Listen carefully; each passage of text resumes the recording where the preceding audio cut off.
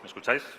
Sí, muchísimas gracias y gracias a todos por estar aquí, la organización también por haber aceptado la charla y también, sin duda, Andreu Sánchez, Tanis, quizás algunos lo conocéis, y David Berroso también por haberme animado a estar aquí. Entonces, sin más, os voy a contar una historia que supongo que es poco habitual, ya que yo, al menos particularmente o personalmente, en el mundo de la seguridad técnica sí que he estado relacionado unos años, hasta el 2005 aproximadamente, que estuve en S21 SEC, y ya después de eso pues me dediqué a otras cosas, ¿no?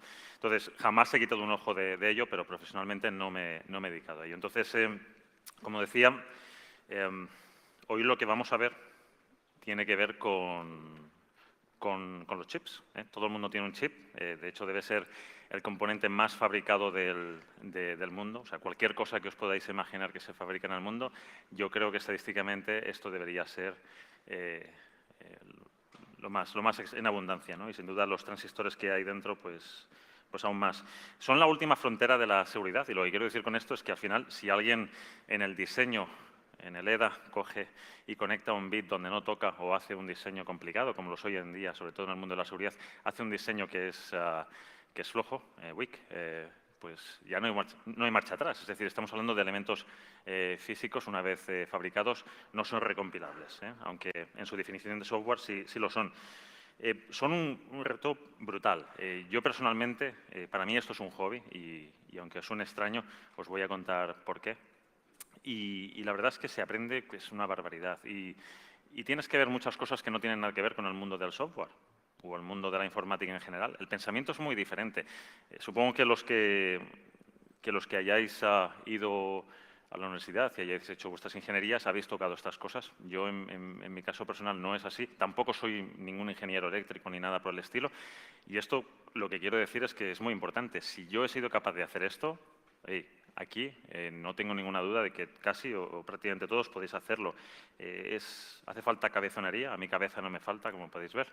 Entonces, lo único que tenéis que hacer es constancia y yo sé que la mayoría de vosotros, si os diferenciáis de algo del público en general, es que sois gente que, oye, le buscáis las piernas al gato, ¿no? Como se conoce. Entonces, esto yo creo que es súper divertido, como os digo, y además da una vuelta de hoja a todo lo que conocéis. Vamos allá. Yo quería dejaros con varios temas hoy y, sobre todo, yo al menos viniendo desde un fondo donde, como os digo, no conocía prácticamente de esto, sí, conozco los enchufes o conozco las cosas típicas de electricidad, sé lo que es un condensador y a lo mejor un transistor, pero os quería dar una pequeña introducción, al menos cómo se fabrican estas cosas, porque si vamos a hablar de cómo destriparlas, yo creo que es esencial de que sepamos cómo al menos se construyen, ¿no? Para entender la lógica. Y después vamos a ver lo que es el descapsulado, microscopía de procesado, que ya es entrar en materia. Cómo, a nivel muy alto, de cómo se hace una ingeniería inversa de esto. Y, por último, un caso práctico, ¿vale? Y está relacionado con lo que se me ha olvidado del punto anterior, de que esto para mí es un hobby y viene del mundo arcade, por extraño que suene. Básicamente hace un año y medio me dio por empezar a coleccionar juegos de la infancia y me encontré con que había un mundo de la seguridad dentro del mundo arcade. Una cosa muy curiosa y os daré algunos ejemplos al final y el porqué de esto. Y es un mundo además de seguridad físico, tiene componentes de software, pero principalmente es físico. La fabricación CMOS. Todo esto viene de un tema y es el transistor. En 1947, en Bell, creo que fue, se fabrica el primer transistor práctico, es decir, que funciona. Previamente a esto teníamos décadas antes, incluso patentes. Todo esto estaba patentado antes. Casualmente esto se fabricó el mismo año que expira la patente, 20 años antes. Casualidades de la industria. Pero ahí está, aquí empieza la revolución en la que todos nos sentamos hoy en día y con la que incluso gracias podemos tener esta presentación. Este aparato, este transistor, incluso luego en el 56, como nosotros hemos nacido después de eso, casi todos, pues no lo sabíamos, pero ha ganado incluso el premio Nobel en el año, como he dicho, en el año 56. Al final del día, en términos muy simplistas, lo que un transistor es un grifo, es decir, es un switch. es un switch o también es un amplificador. Entonces, al final del día lo que tenemos, por dejarnos solo el tema en el switch, pues es un grifo. Dejo o no pasar un voltaje, una corriente. Entonces, no tiene mucho más. Hay unos que lo hacen a la inversa y otros que lo hacen normal. Es decir, a veces dejo pasar o a veces no dejo pasar, depende de mi naturaleza. Un poco los hitos que nos han llevado al día de hoy pues son estos, ¿no? Ahí tenemos las primeras patentes, tenemos el año 40 y pico donde ya se introduce esto. Luego, lo que ya empieza a crear nuestra revolución actual es la CEMOS, o que supongo que os sonará a todos, que es la unión de NEMOS y tecnología PEMOS, en la que, gracias a ella, pues está toda la industria tecnológica apoyada. Y, bueno, fast forward hasta el día de hoy con incluso nuevas tecnologías que ya ni se basan en lo que es el silicio, ¿no? Como lo que está fabricando ahora Intel para llegar a las nuevas fronteras de integración. Esto es un MOSFET y esto es el transistor que todos tenemos en cada chip hoy en día. O al menos hemos tenido hasta hace unos años, porque, como os he dicho, esto está cambiando. No me voy a liar, porque ya hay bastante lío más adelante, pero aquí lo que estamos viendo es un corte lateral y tenemos diferentes sustratos, diferentes capas. Y esto es muy importante para lo que vamos a hacer ahora, porque, como sabéis, y supongo que muchos lo sabréis, esto es litografía, con lo cual se hace una construcción secuencial de abajo a arriba con muchísimos procesos. El nivel de integración de estas cosas es espectacular. Es que a mí, la verdad, me impresiona mucho. Tenemos en unos años, como hemos pasado, en la segunda columna, los niveles de integración de transistores. Ahora mismo estamos en los varios billones, 3 billones y pico. El otro día Intel anunció los nuevos procesadores de consumo. En los Macs los vais a tener ya, creo que la semana que viene o algo así. Y tienen 3 billones y medio de transistores. Eso es una locura y esto se tiene que diseñar, evidentemente apoyado en software. Muchas de las tareas actuales están automatizadas y muchos de estos transistores hoy en día están dedicados a las tarjetas gráficas más que la CPU, pero es increíble. Es decir, estamos pasando de miles, de cientos de miles a billones. Antes de continuar, lo que sí es importante también es la penúltima columna, que es la que describe el proceso de integración. ¿Vale? Y entonces, en cada familia, en cada generación, tú tienes toda la industria trabajando en nuevos estándares, en nuevos procesos, tanto de definición como de construcción, como de las fábricas y de las diferentes maquinarias que hacen falta para construir estos procesadores o estos chips. Pues ellos van por iteraciones, por familias, y hoy en día pues estamos, creo que ya en los 14, 17 nanómetros, no me acuerdo. Luego veremos en términos prácticos qué significa esto. Estas cosas se construyen en centros gigantescos, son como fábricas de coches gigantescas. Y uno de los grandes secretos que nadie nos cuenta es que esto es uno de los grandes centros de contaminación mundial. Desafortunadamente, la de litros de químicos que se utilizan en estas fábricas son escandalosos, por así decirlo. Aunque cuando las vemos en vídeos nos encontramos siempre gente limpia, porque son centros que incluso tienen más limpieza que un hospital o una sala de cirugía, para que os hagáis una idea, pero la verdad es que son muy extremadamente contaminantes. Esto es una pieza de silicio, silicona, ¿no? Y esto sale de la arena al final del día.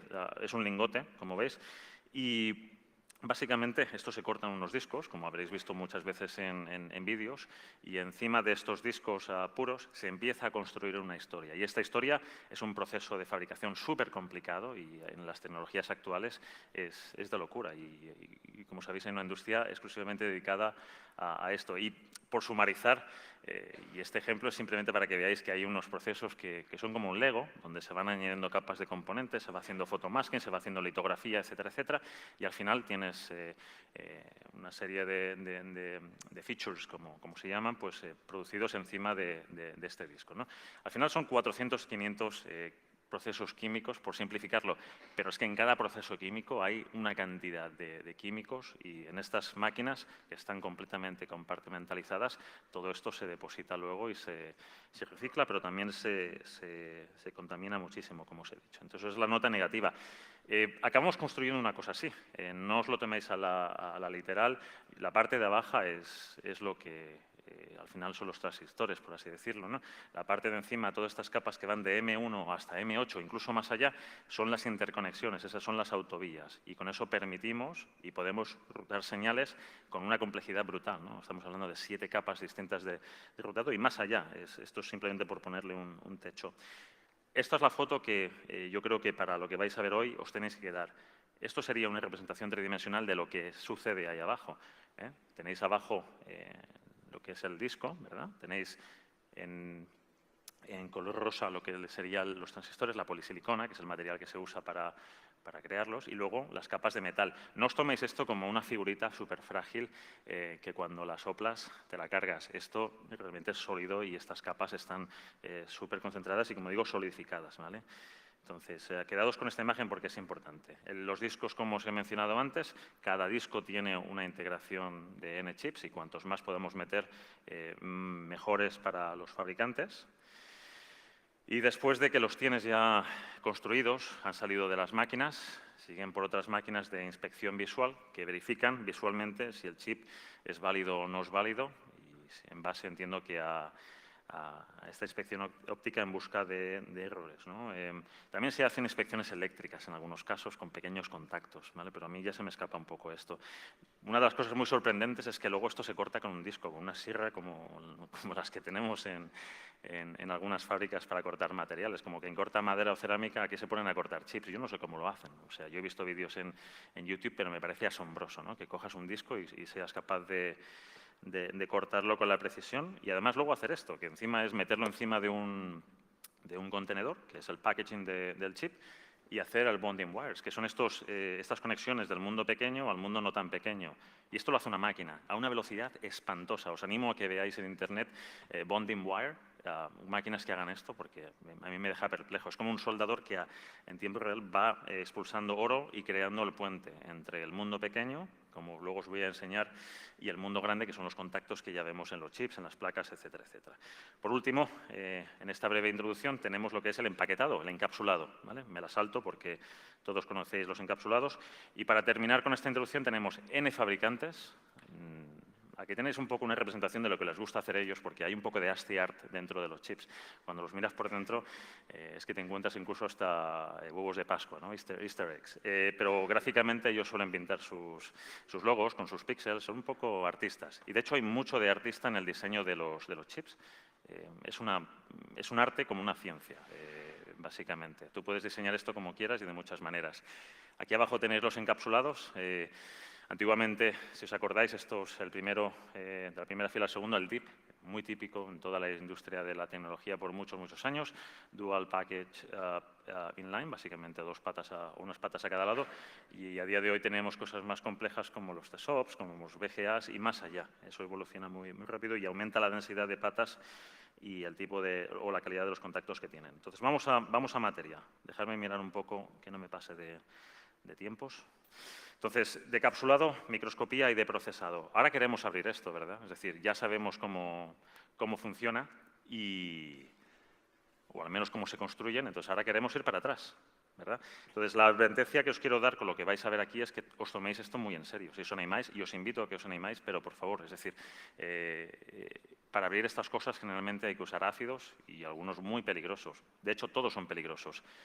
No quería poner ninguna imagen que dañara la sensibilidad de nadie, pero os animo a que busquéis en Google Images estos términos.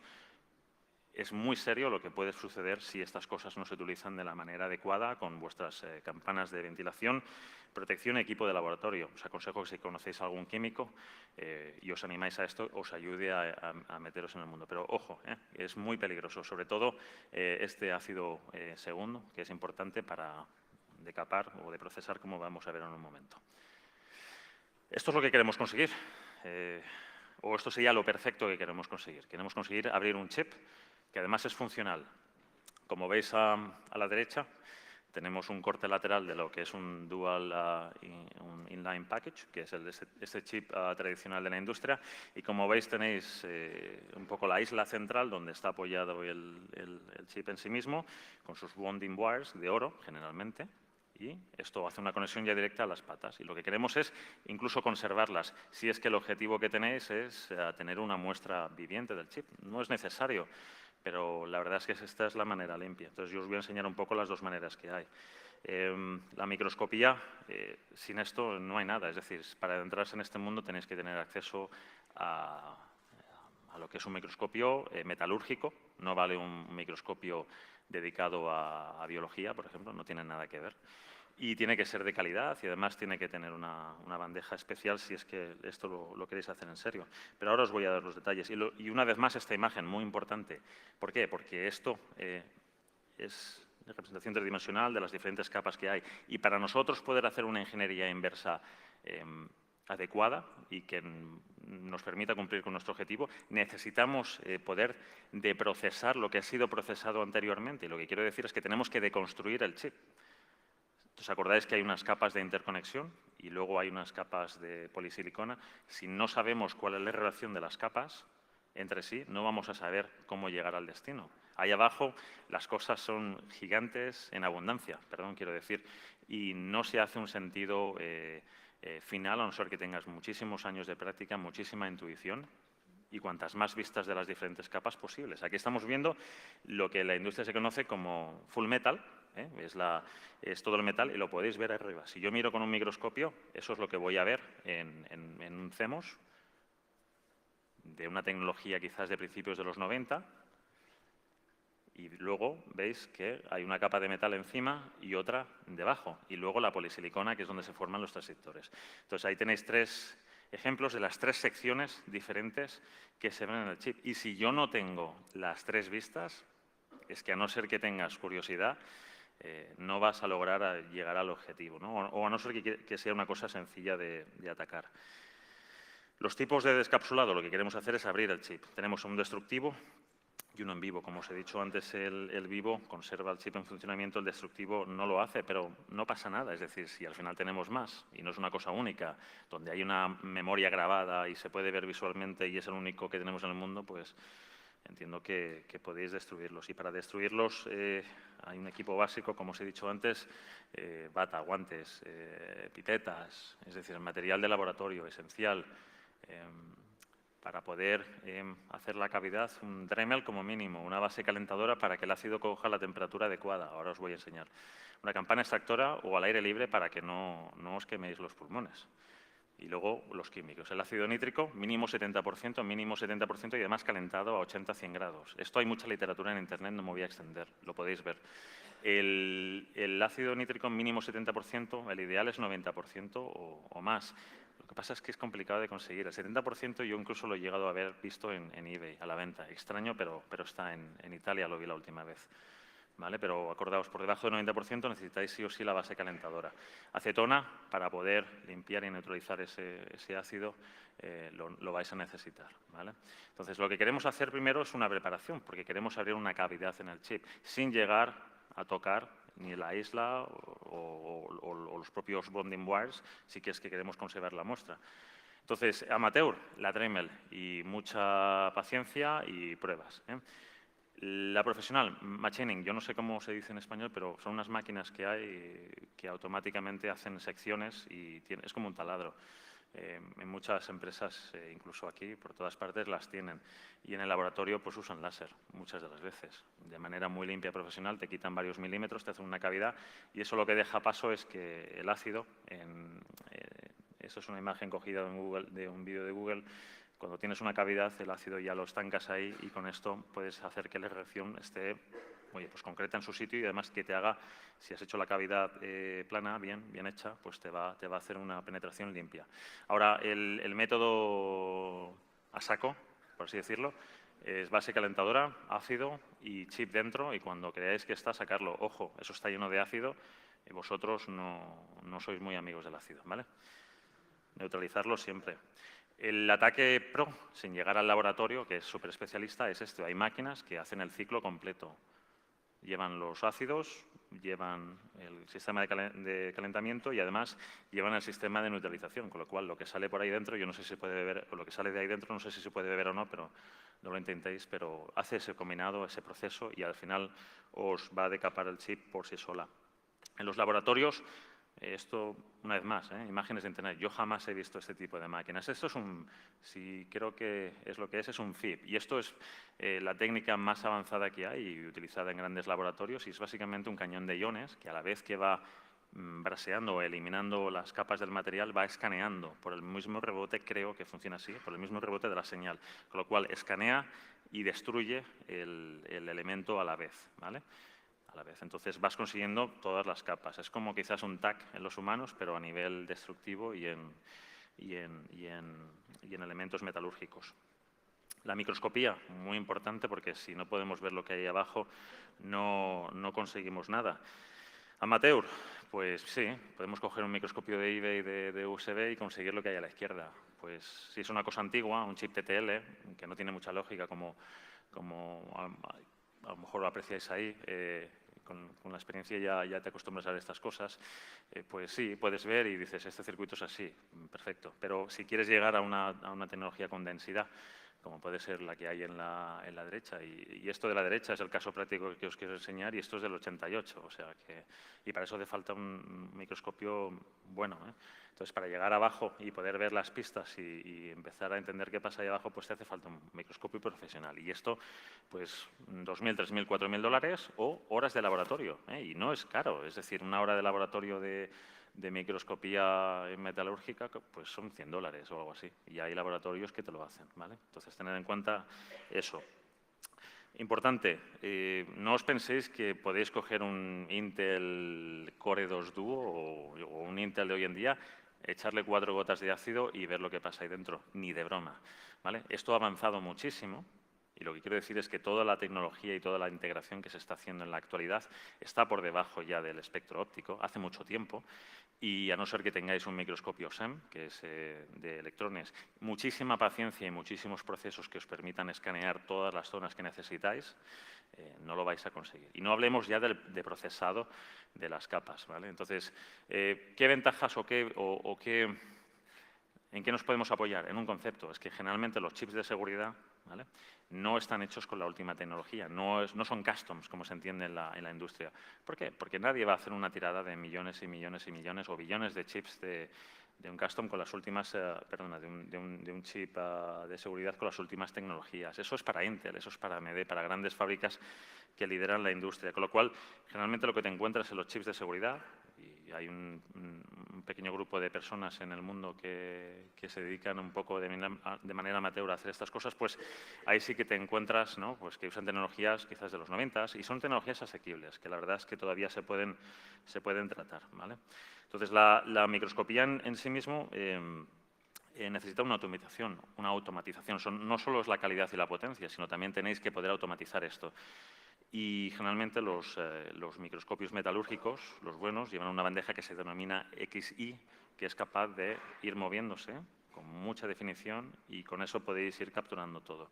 Para que os hagáis una idea de esto, tenía aquí un chip, que es el del estudio, ¿vale? Pero ya os podéis imaginar que esto es como una uña, ¿vale? Pero fijaos el tamaño a la que esto realmente está fotografiado, ¿vale?, para ver todo lo que hay dentro. Y esto, como veis en esto, es una sucesión de imágenes que se han pegado. Y ahí, por suerte o por fortuna, hay herramientas que gente con tiempo y con dedicación ha conseguido construir. En SiliconPRON, que es uno quizás de las mayores bibliotecas que hay de información de esto, podéis encontrar mucha información y estas herramientas que hizo el señor McMaster, que es, yo creo que uno de los grandes expertos de todo este mundo de la ingeniería inversa amateur, ¿vale?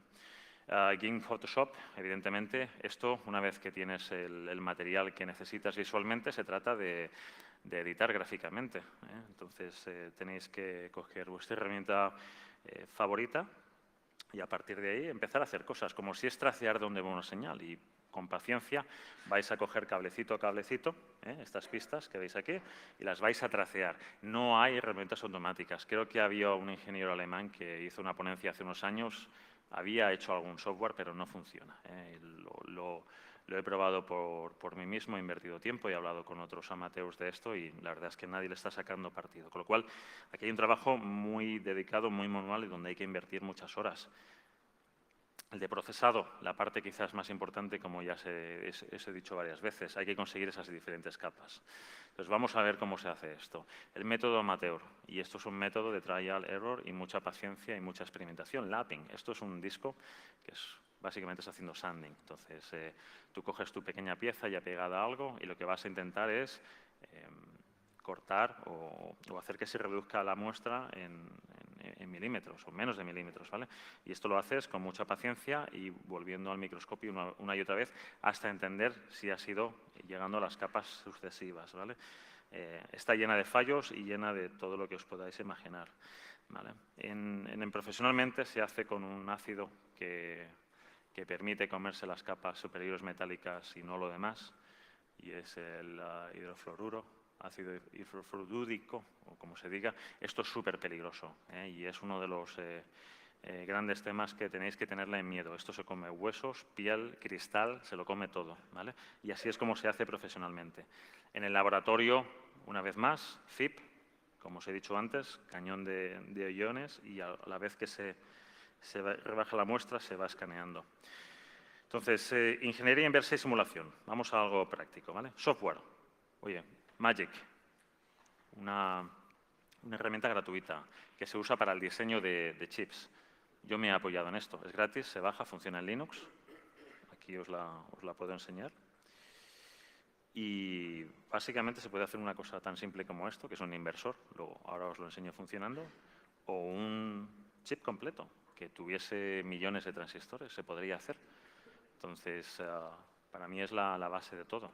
Con esto, gracias a esto, podemos hacer la ingeniería efectiva, ¿no? Porque aquí podemos reproducir lo que vemos, lo que intuimos, y a partir de ahí validarlo eléctricamente, como os voy a enseñar ahora.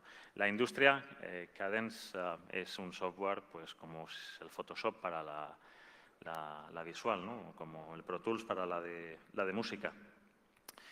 La validación eléctrica, que es un tema muy importante, porque por mucho que nosotros pintemos y hagamos nuestros diseños, si no somos capaces de validarlos o somos expertos eléctricos, poco vamos a conseguir. Pues una vez más, en el mundo free o en el mundo amateur tenemos herramientas como IRSIM, que nos permiten, con los modelos ya creados, validarlos eléctricamente y descubrir, hacer una ingeniería inversa de lo que son.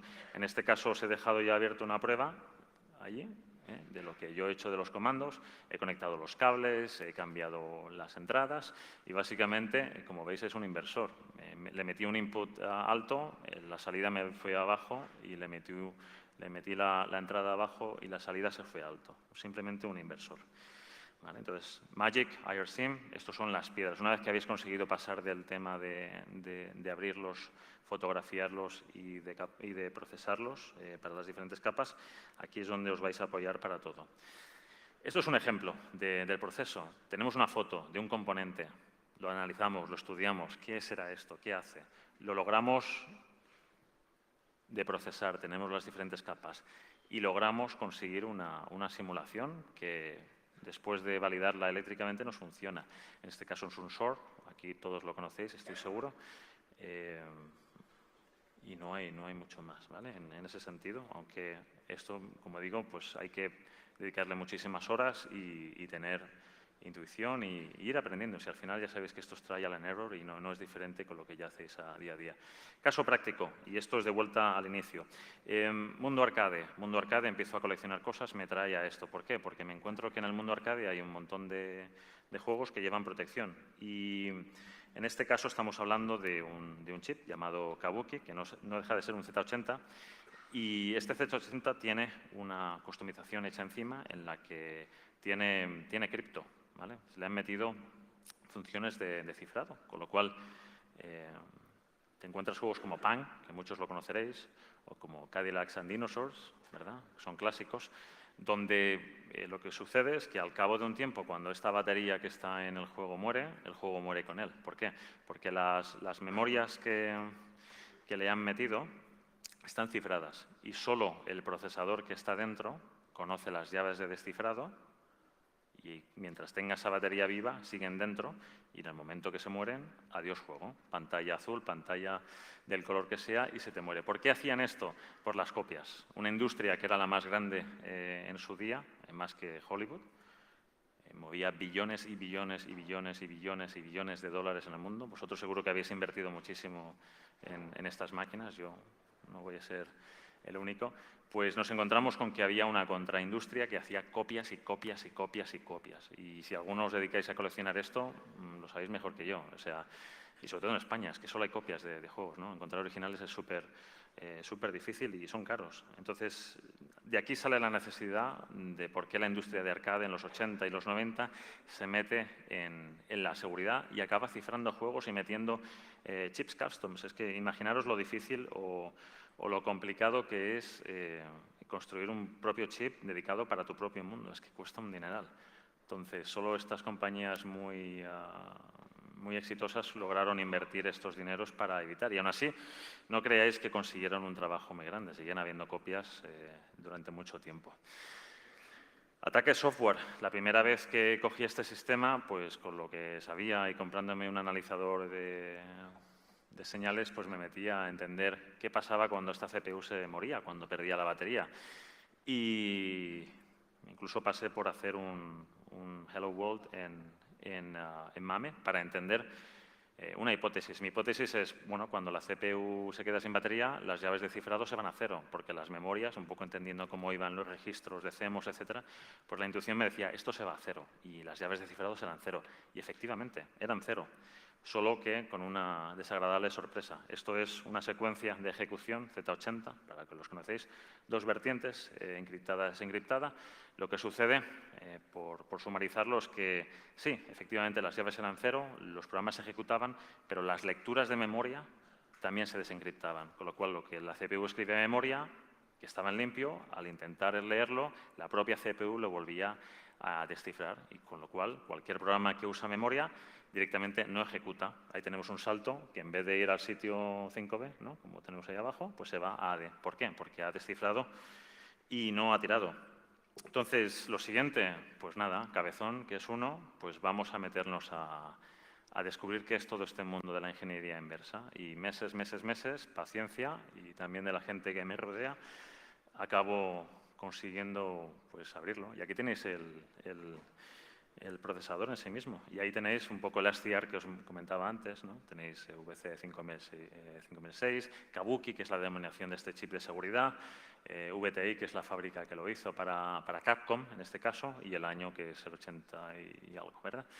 Entonces, ¿qué tiene esto aquí dentro? Pues tiene un core de Z80, lo tenéis en azul, y tiene partes custom. Todo lo demás es custom solo para este cifrado, ¿vale? Y dentro de ello, pues podemos identificar muchísimas cosas, desde las intercepciones de los bus para hacer ese man in the middle. Están haciendo man in the middle de una pieza que funciona estándar, conocida por la industria, un Z80.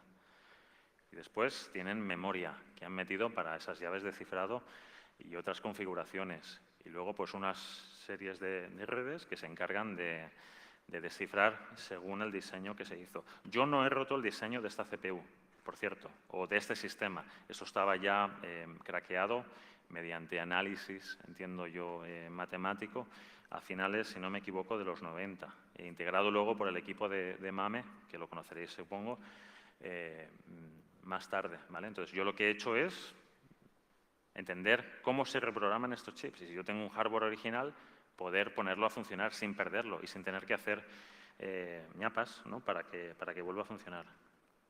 La parte que nos centramos es esta. Tenemos 108 bits de memoria, y son bits, ojo, o sea, aquí estamos hablando de cantidades que son un poco de broma hoy en día. Y luego tenemos una parte superior donde tenemos un programador y seguridad. Esa parte de encima es el gatekeeper, y esa parte de encima es la que permite controlar el acceso a grabar esa memoria, ¿vale? Y aparte, pues previene que si tú no conoces las secuencias y los secretos, todo ofuscación, en aquel entonces, y sigue siendo así en la mayoría de chips, todo por ofuscación, pues si no sabes cómo se programa, no puedes, por mucho que lo intentes. Es matemáticamente improbable. Entonces, ¿cómo se resuelve este puzzle? A base de horas. Esto es la simulación, una vez ya hecha la ingeniería inversa, de lo que veis aquí, funcional. Hay unos 1.400 transistores interconectados, ¿vale? Entonces, os podría enseñar quizás esto brevemente, pero... A ver, un segundo.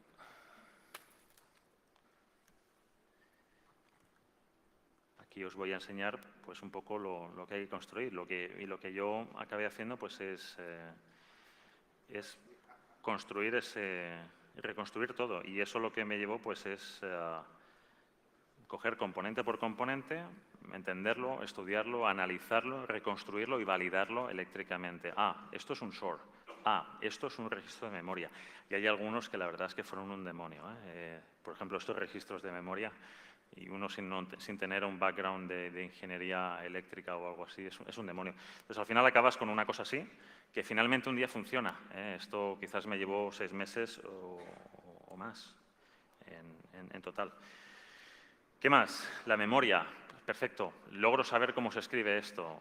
Genial. Y además solo logro saber cuándo ha funcionado, porque es caja negra total. Lo que tú simules en simulación funciona. En el mundo de verdad, pues vete a saber cuáles son las precondiciones y qué tiene que suceder para que funcione exactamente. Timings, frecuencias, etc. La memoria, pues 108 bits como he mencionado antes. Entrada en serie, se programaba en serie, bit a bit. La salida interna a todos los componentes de la CPU en paralelo, línea a línea, acceso directo a las funciones criptográficas. Y bueno, ahí tenéis un poco la configuración, 72 bits de memoria para el descifrado, 16 bits para la máscara, un poco de rango de memoria a descifrar y luego 20 bits de memoria de trabajo. Pues ¿qué hay que hacer?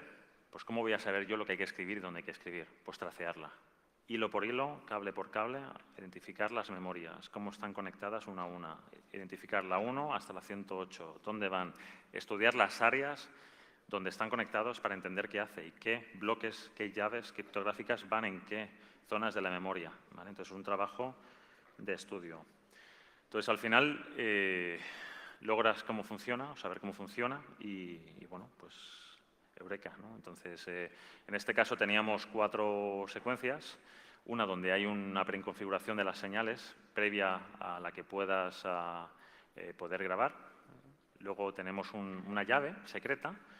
Luego tenemos otra llave secreta de 20 bits y, por última, otra llave más, ¿no? Entonces, la preconfiguración, pues si tú no metes las señales de esta manera, esto no va, o sea, ni siquiera te escucha, ¿vale? Insisto, esto se aprende analizando componente a componente y la interrelación.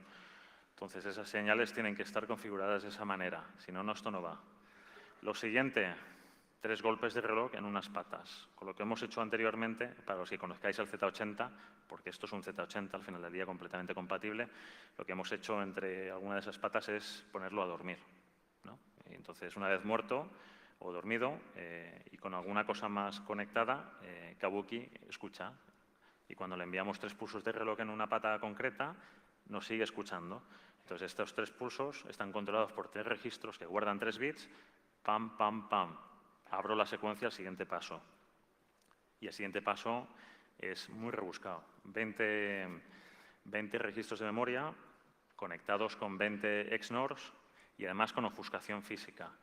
Esto, al final del día, lo que significa es que aquí hay un registro de memoria, aceptarlo, a la izquierda. A la derecha hay un XNOR, aceptarlo, ¿vale? Ahí tenéis la simulación eléctrica y la reconstrucción del XNOR con todas las capas. Funciona, input A, B y un output.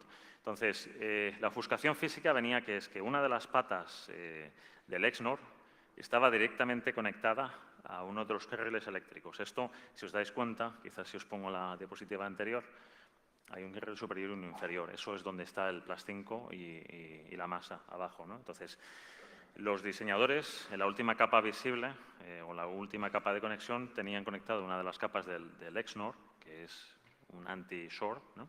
O lo contrario del short, a uno de los carriles. Entonces, con esto lo que conseguían es hardcodear a nivel de hardware una llave de 20 bits, que si tú no llegas a este nivel y entiendes el diseño y entiendes que han ofuscado eso, es que ni de broma la encuentras. Y ya venimos con unas precondiciones anteriores, donde si no hay unos estados en la CPU, no soy capaz de ni siquiera hablar con ella, donde le tengo que hacer esas 3 knox, donde le tengo que meter una contraclave de 20 bits que haga que los XNORs, ¿sí?, tengan las salidas de una manera X, ¿vale?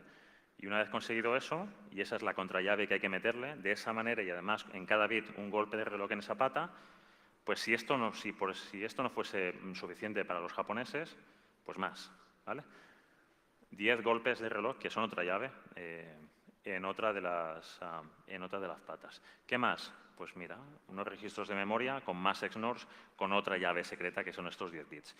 Y una vez que has superado estas fases, los juegos eran difíciles, ¿verdad? Pues aquí se nota que también aquí también se las daban. Y una vez que hemos superado estas fases, todas estas fases, ahora sí, grábame. Y grábame 108 bits. Y además, ¿qué va en esos 108 bits? ¿Y de qué manera va ordenada? Esto viene de lo que os he explicado antes, de tener que tracear todo la relación de la memoria y cómo está conectada. Pues una vez que conseguimos eso, para adelante. Por suerte, y lo he dicho antes, yo no he roto el cifrado de esto, ya estaba hecho. Por suerte, las llaves ya eran conocidas matemáticamente. Entonces, desde lo address key, que es el segundo ítem, hasta short key, estas 4 piezas están en MAME y están para todos los juegos. Con lo cual, yo tuve que jugar a entender dónde iban. Y esto de abajo es nuevo porque a MAME le da igual esto, y lo de encima, pues evidentemente ni le afecta porque ellos no simulan CPUs ni nada por el estilo, o al menos a este nivel, ¿vale? Por último, ¿cómo validas y conoces que esto funciona? Pues tienes que construir tu propio hardware, porque es que al final estamos hablando de hardware. Entonces, todos los errores, todas las pruebas, las tienes que conducir a través de algún hardware. En este caso, yo aprendí a usar Arduino y acabé haciendo un programador para este Kabuki, ¿no? Entonces, si os soy honesto, estuve creo que más de un mes estancado en que esto no iba ni para atrás. Y además, era porque parte del diseño había una conexión invertida en un lugar completamente distinto a donde está este programador. Y para terminar, pues mira, os dejo con esa nota. El programador está aquí encima. Esta parte de aquí encima, donde está toda esta lógica, pues yo, claro, estuve muchos meses centrado ahí, porque ahí estaba todo. Pues no, después de darme contra la pared casi un mes, resulta que luego aquí habían metido una señal, y esto es para que veáis un poco lo que pasa. Aquí habían metido una señal, que es esta pata, que está invirtiendo una cosa que luego se conecta en otro sitio. Pero hasta que no dije, me voy 20 pasos para atrás, vuelvo a mirar esto otra vez, no conseguí que funcionase. Al final funcionó. El proceso, genial, se aprende un montón y además si consigues llegar al final y con éxito, pues ya sabéis que es la mayor de las satisfacciones. Y yo creo que hasta aquí. Cualquier pregunta que tengáis, estaré encantado de contestarla. Gracias.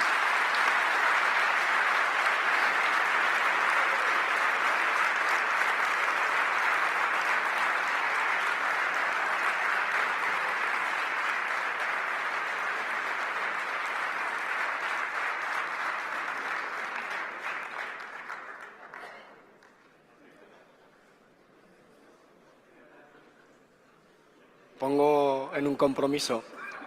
¿Te apetece dar el año que viene un taller de temas hardware?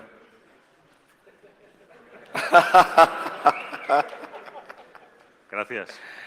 Estáis guapos. ¿Te apetece que montemos un taller de temas hardware? Yo me parece buena idea, porque yo estoy seguro que os habrá costado a lo mejor entender algunas cosas. Yo las entiendo porque llevo un año y pico invertido en esto. Entonces, yo creo que encantado de que bajemos a un nivel práctico, de que simulemos algo, de que traceemos algo con el game, que reconstruyamos dentro de Magic. Yo encantado de hacer algún taller básico. Sí, sí.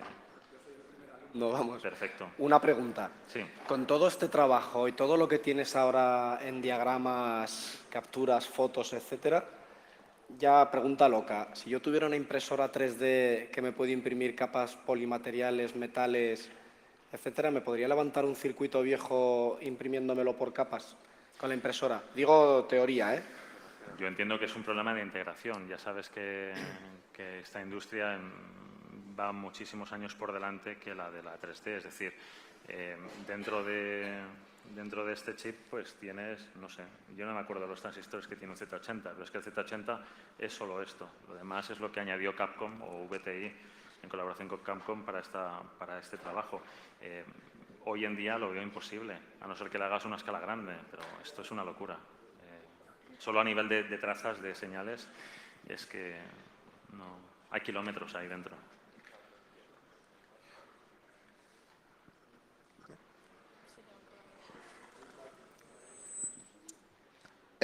Hola, buenas. Lo primero, felicitarte porque es el hobby más duro que he visto en mucho tiempo. Eso, la verdad. Por eso me monté una empresa, porque bueno, al final es un poco masoca. Es un buen comienzo, sí. Una pregunta.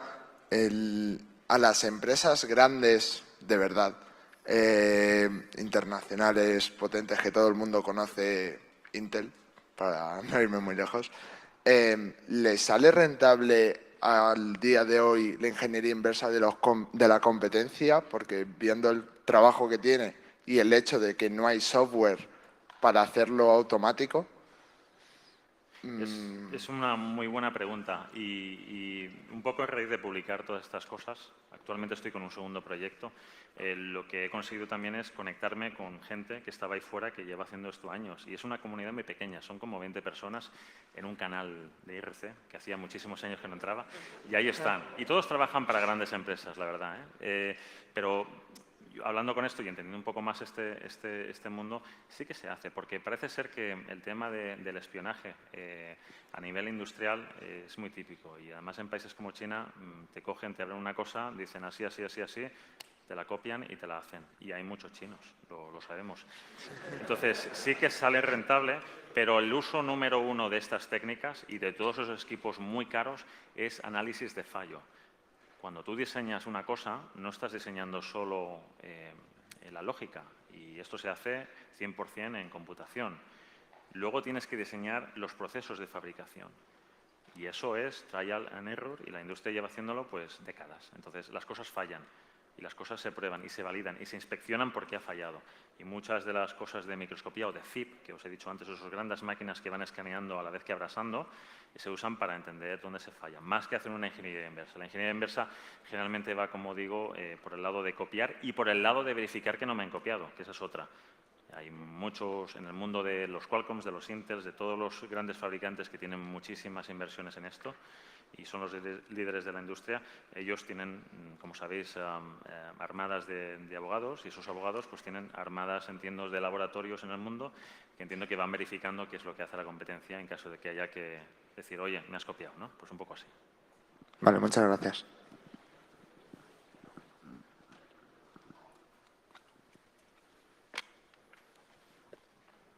Yo el hecho de que estéis aquí Sí. a las 8:00 de la noche me ha parecido impresionante. Aquí O sea, os en gusta la medio. caña. De frente a ti. Sí, aquí. hola. Buenas tardes, muchas gracias por la charla, me ha parecido impresionante. Gracias. Como han dicho por ahí, olé tus ex, Gracias. porque se las trae. Al final es un man in the middle en el Z80. Yo creo que una cosa así tan física actualmente podría ser muy costosa para una pequeña empresa. ¿Cómo verías hoy en día implementar esto mismo con un FPGA? Totalmente. Y es De una cara pregunta... a que si en el diseño ha habido un error, la actualización, el cambio de configuración sería como más inmediato o posible. Totalmente. Y yo conozco más de un proyecto, y está buscable en Internet, que han reimplementado CPUs clásicas en FPGA. Me parece súper apasionante. Tienes simulaciones de Spectrum de Amstrad ya completamente metidas dentro de un FPGA. Yo no entiendo ese mundo, no me he metido, me meteré. Y creo que es muy apasionante. Me parece muy atractivo. FPGA, para lo que no sepáis, es básicamente un chip con muchísimos gates lógicos configurables por software, con lo cual tú te haces tu propio diseño ya dentro de un chip y es 100% autocontenido. Se usa mucho, por ejemplo, para hacer rompedores y miners de bitcoins y cosas por el estilo, ¿vale? Y esto yo creo que es un tema muy importante para todos vosotros, porque muchísima de la industria de la seguridad, tanto de los trabajos customs, se están apoyando hoy en día en FPGAs. Las FPGAs son reconfigurables, son accesibles, más o menos protegidas o sin protección, o protección de la que todos sabemos, 1, 2, 3, 4, 5 o cosas así. Os invito a que veáis ese mundo. Muy buena pregunta porque hay muchísimo trabajo apoyado en FPGA y es un mundo abierto. Es como tener, no sé, un Linux, por así decirlo, ¿no? Es un mundo conocido y accesible. ¿Cuántas preguntas queréis que deje pasar? 2, 3, 4, lo digo, sois vosotros los que estáis aquí. A mí me gusta. Yo doy me gusta, cuerda, o sea que A mí darle. este tema me interesa, yo doy cuerda. Yo tengo una pregunta.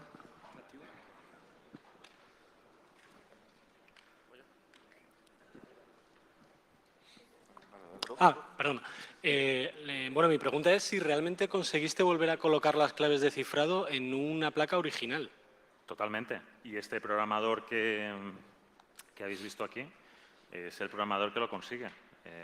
Yo he fabricado unas 20 unidades para gente interesada en la industria y, bueno, en la industria, perdón, en el hobby de arcade y ya está. Y ahora se está extendiendo. O sea, a nivel personal estoy involucrado ahora en romper CPS 1, Capcom System 1 y también el 2 y alguna cosa más. Pero hay un pipeline y hay poco tiempo, pero estamos trabajando ya en otros proyectos. Y la cosa es extender este trasto, que al final es un software abierto, como sabéis, y todo el mundo lo use, evidentemente, gratuitamente. ¿Y las vendes en eBay o algo? Porque Perdona, las vendes no- en eBay o algo, porque sí que he visto que es algo que se busca bastante. No te entendí la pregunta. Perdón. Si las vendes en eBay, porque sí que he visto que hay mucha gente buscando alguna forma para revivir esas placas perdidas. ¿Qué tipo de placa es? Pues las de Capcom, básicamente. La CPS2. Sí. Yo tengo ahora mismo todos los chips de CPS2 ya abiertos, ¿vale? Y están esperando que se haga el escaneado XY con microscopio. A partir de ahí se abre un mundo muy grande. Ahora mismo estoy con CPS1, que sabéis que es una placa C para los que estáis en ese mundo, esa placa superior de las Capcom Play System 1. Y ¿qué pasa? ¿Qué descubres? Que el tipo de proceso es diferente.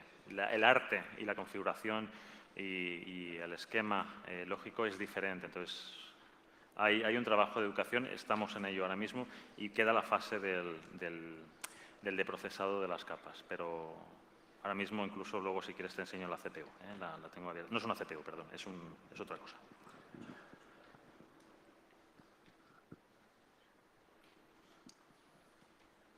Ahora, yo lo primero darte la enhorabuena por la tremenda paciencia que has demostrado y la pregunta va en el sentido de cómo esto que acabas de explicar se puede aplicar a algún tipo de tecnología de día de hoy, porque si bien has dicho que en un chipset Intel tiene millones, billones de chipsets, estas tecnologías de los años 80, cercana a los 90, pero ¿qué nos podemos encontrar a día de hoy donde podamos hacer este tipo de análisis y que no llegue a ser una auténtica locura? Bueno, yo creo que el punto más importante, y a veces ya se han visto ataques, yo que he estado mirando con un ojo a estas cosas, de que las CPUs o los sistemas complejos de hoy en día llevan microcódigo y este microcódigo se actualiza externamente, ¿vale? Entonces, yo creo que hay un mundo todavía por descubrir a nivel de chips, que si se entienden los mecanismos seguramente también ofuscados por el cual se cargan nuevos códigos dentro de la CPU, pues es completamente atacable. Yo creo que por ahí está el vector. Por el vector de ir abajo con billones de transistores y además con microscopio electrónico, yo creo que me olvidaría. Al menos yo no lo hago.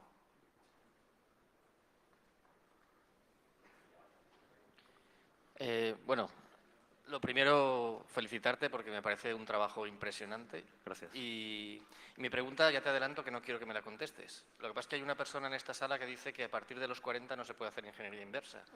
Entonces quería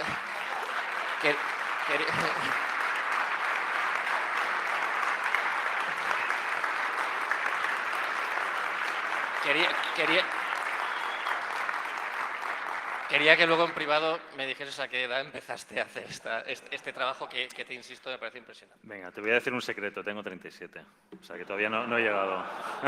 Entonces le tenemos que dar la razón. Ahí. Un comentario. ¿Habéis pensado en montar alguna especie de esfuerzo crowd en el que tú hayas hecho el fotografiado, subas los esquemas a una zona colaborativa y sean otros los que vayan trazándote y luego tú lo puedas auditar y revisar para ir componiendo? Muy buena pregunta. Yo creo que esto ya existe, ¿vale? Y se llama Silicon Pron, que es el proyecto que hostea John McMaster, que antes lo he mencionado. Yo creo que es uno de los grandes expertos amateurs en esto. Una persona con la que llevo un tiempo ya en relación desde que publiqué todo esto y la verdad es que es un honor estar conectado a él. Ahora, el punto y aparte es que públicamente se está escaneando y tienes también un proyecto que casi ha muerto, entiendo que es Visual, una CPU de Motorola, Visual no sé qué, que incluso llegaron a definir por software la CPU de Motorola, algunos seguro que lo habéis visto. Y el secreto es que yo creo que casi todo el mundo amateur que trabaja en esto, y yo no me incluyo, ¿vale? Trabaja en esa industria. No quieren sus nombres expuestos porque no está bien visto de alguna manera, ¿no? Que estés trabajando y a lo mejor en el mundo de la seguridad también nos afecta algunas veces, ¿no? La empresa dice, oye, no te pases, ¿vale? Pues esto es un poco igual. Entonces, los trabajos que sabemos o que se saben que están fuera de protección de derechos están publicados, por ejemplo, en Silicon Pron y tienen una librería muy grande de CPUs, pero solo desde la primera capa, ¿vale? De Full Metal. El de procesado no está disponible. Yo tengo mis librerías de procesado de este proyecto, no están en Silicon Prone todavía, no tengo ningún problema en ponerlas, ¿vale? Pero con el añadido de eso es que también, yo he hecho 2 comentarios antes, cada proceso de integración de CPU es diferente, cada familia, 150 nanómetros, 250 micrómetros, es decir, y cada familia es diferente, pero también el arte es diferente. Cada diseño o cada equipo de diseño hace las cosas un poco como les da la gana, ¿vale? Entonces, yo creo que hay que hacer muchos chips de manera personal para llegar a tener una experiencia muy grande y mucha intuición. Entonces, estas fotos de los de procesados de múltiples capas no están disponibles en Internet. Lo que sí están son los standard cells y también los megacells, ¿vale? Que son estas unidades lógicas, pero hay muchos fabricantes. Entonces, cada uno, insisto, son diseños diferentes. Yo creo que hay que pegarle atención y yo creo que encantado de hacer ese taller el año que viene y un poco meternos manos en harina y ver un poco esto.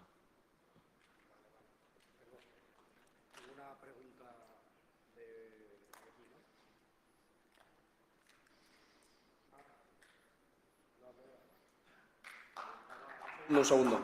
Preguntaba a mi compañero Javi si los esquemas de Arduino y todo este tipo de cosas los vas a publicar, los podemos ver. Los esquemas de... Sí, en la parte de Arduino que has hecho para el programador y... Yo ahora mismo tengo que enviar estos Arduinos a los compañeros del Mundo Arcade y la promesa que hice al anunciar esto es que iba a publicar el código. Al final el código es muy simple, es decir, lo que habéis visto aquí es la implementación en código de Arduino, que es como un pseudo C++ y perdón si no lo estoy diciendo bien, ¿vale? Pero es que básicamente es aplicar estas señales a esas patas, pero voy a publicar el código sin ninguna duda para que veáis cuál es el proceso, ¿no? Muy bien, muchas gracias. Gracias. Gracias.